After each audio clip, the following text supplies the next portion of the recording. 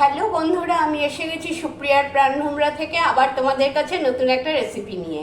আজকে তোমাদের বানিয়ে দেখাবো দুধ পটল। দেখতে থাকো। আচ্ছা, আমি কড়াই গ্যাসে বসিয়ে দিয়েছি। কড়াই গরম হয়ে তেল দিয়ে দিয়েছি। সাদা তেলে করবে, এটা সর্ষের তেলে না। সাদা তেলে বা পুরোটা ঘিয়েও করতে পারো, আমি তেলেও করছি। সাদা তেল দিয়ে দিয়েছি, তেলটা আমার গরম হয়ে গেছে। পটলগুলো আমি 10 মিনিট নুন মেখে ভালো করে ছাড়িয়ে, যে এইভাবে ছাড়িয়ে একটু চিড়ে দিয়েছি। 10 মিনিট নুন মেখে রেখে দিয়েছিলাম। এখন এই পটলগুলো আগে ভেজে তুলে নেব।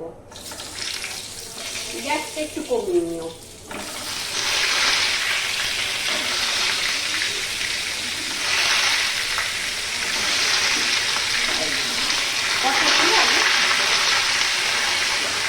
পটলগুলো গ্যাসটা আমি কমিয়ে দিয়েছি, এবার ধীরে ধীরে একটু ভেজে নিচ্ছি।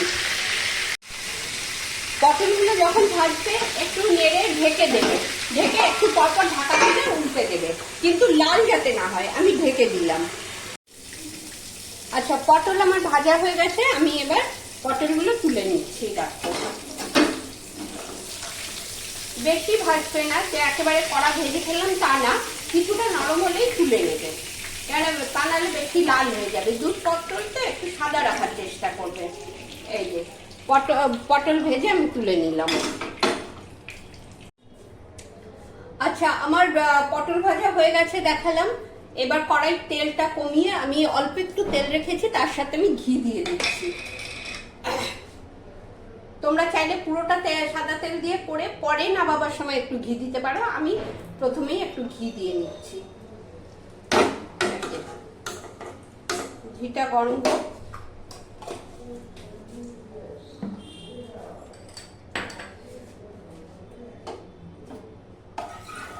আচ্ছা, এই দেখো ঘিটা গরম হয়ে গেছে।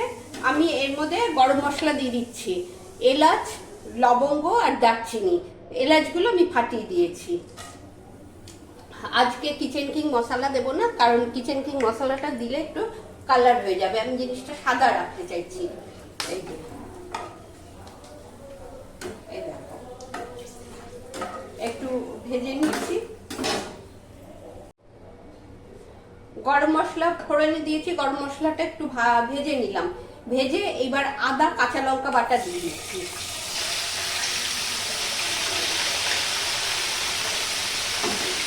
আদা কাঁচা লঙ্কা বাটা একটু দিয়ে দিচ্ছি।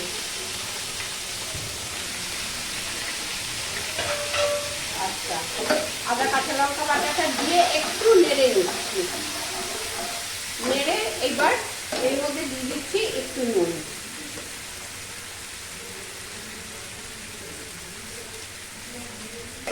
পরিমাণ মতো নুন দিলাম। নুনটা তোমরা তোমাদের স্বাদ অনুযায়ী দেবে, কতটা নুন দেবে। আর অল্প একটু মিষ্টি দিচ্ছি, সামান্য একটু মিষ্টি দিয়ে এবার একটু নেড়ে নিচ্ছি। এই দেখো, এটা নেড়ে এবার একটু পোস্ত বাটা দেবো অল্প। এই যে এইটুকুনি পোস্ত বাটা দিচ্ছি। এই দেখো আমার পটল, দেখো এই কটা, এই পটলের সাথে আমি পোস্ত বাটা ওইটুকু দিচ্ছি। সামান্য পোস্ত বাটা দেবে, পোস্ত বাটা বেশি লাগবে না।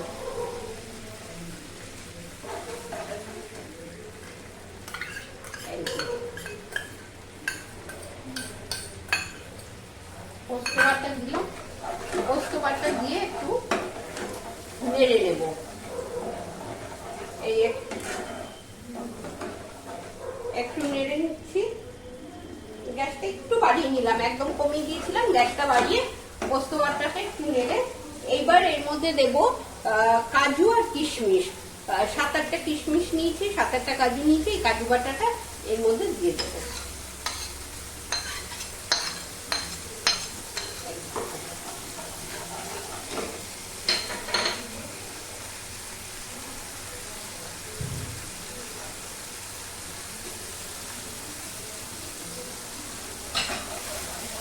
এটা দিয়ে একটু কষিয়ে নিচ্ছি। এবার কষিয়ে নিয়েছি।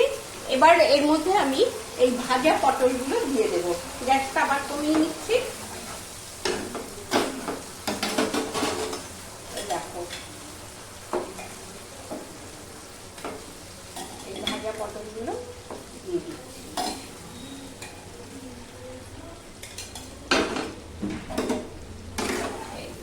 ভাজা পটলগুলো দিয়ে এই মশলার সাথে পোস্ত কাজু কিশমিশ বাটার সাথে একটু কষিয়ে নিচ্ছি, সামান্য, বেশি না, একটু কষিয়ে নিয়ে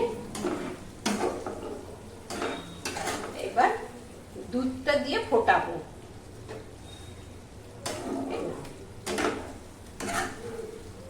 আবার একটু বাড়িয়ে দিই সামান্য, দিয়ে এবার এর মধ্যে দুধটা ঢেলে দিয়ে এবার একটু ফোটাবো। একটু ফুটে, কারণ যেহেতু পটলটা খুব বেশি ভাজিনি, আধা ভেজেছি, পটলটা একটু শক্ত রয়েছে, পটলটা একটু ফুটুক, পটলটা একটু ফুটে উঠলে তখন বন্ধ করে এবার ঢেকে দিচ্ছি। এই দেখো এবার এটা ফুটতে থাকুক।